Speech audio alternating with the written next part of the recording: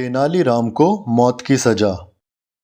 शाहजहांपुर के सुल्तान इस्माइल आदिल शाह को डर था कि राजा कृष्णदेव राय अपने प्रदेश रायचूर और मदगल को वापस लेने के लिए उन पर हमला करेंगे।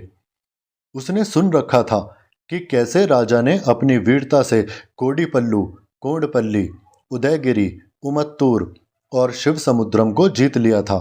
सुल्तान ने सोचा कि इन दो नगरों को बचाने का एक ही उपाय है, राजा कृष्णदेव की हत्या करवा दी जाए। ना रहेगा बांस और ना बजेगी बांसुरी। उसने बड़े इनाम का लालच देकर तेनालीराम के पुराने सहपाठी और उसके मामा के संबंधी कनक राजू को इस काम के लिए राजी कर लिया। कनक राजू तेनालीराम के घर पहुंचा। तेनालीराम ने अपने मित्र का खुले दिल से स्वागत किया, उसकी खूब आवभगत की और अपने घर में उसे ठहराया। एक दिन जब तेनालीराम काम से कहीं बाहर गया हुआ था, कनक राजू ने राजा को तेनालीराम की तरफ से संदेश भेजा। महाराज, यदि आप इसी समय मेरे घर आ जाएं तो आपको ऐसी अनोखी बात दिखाऊं जो आपने जीवन भर न देखी हो। राजा बिना किसी शंका और ज्यादा सुरक्षा के तेनालीराम के घर पहुंचे। अचानक कनक राजू ने छुरे से उन पर हमला कर दिया। इससे पहले कि छुरे का वार राजा को लगता, उन्होंने कसकर उसकी कलाई पकड़ ली।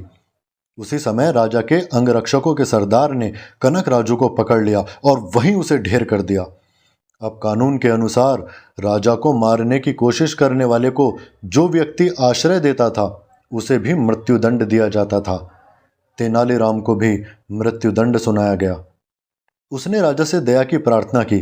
राजा ने कहा, मैं राज्य के नियम के विरुद्ध जाकर तुम्हें क्षमा नहीं कर सकता तेनालीराम। तुमने उस दुष्ट को अपने यहाँ आश्रय दिया। राज्य के नियमानुसार मैं विवश हूँ, चाहकर भी कुछ नहीं कर सकता। ठीक है महाराज, परंतु कम से कम मैं इच्छा मृत्यु तो मांग सकता हूँ, तेनालीराम ने कहा।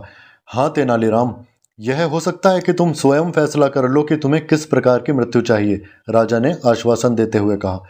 तेनालीराम भरी सभा में सीना चौड़ा करते हुए बोले, ठीक है महाराज, यदि आप मुझे वचन दे रहे हैं तो मुझे बुढ़ापे की मृत्यु चाहिए। अब बुढ़ापे की मृत्यु के अनुसार तेनालीराम खुद ही प्राकृतिक मृत्यु से मर सकते थे, उन्हें कोई नहीं मार सकता था।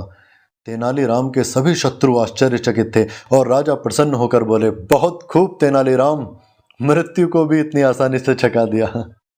दोस्तों, इस कहानी से हमें शिक्षा मिलती है कि अपनी बुद्धि का इस्तेमाल करके बुरी से बुरी परिस्थिति से भी बाहर निकला जा सकता है। दोस्तों, ये कहानी आपको पसंद आई हो तो प्लीज़ चैनल को सब्सक्राइब कीजिएगा ताकि ऐसी नई नई कहानियां आने पर आपको पता लग सके। धन्यवाद।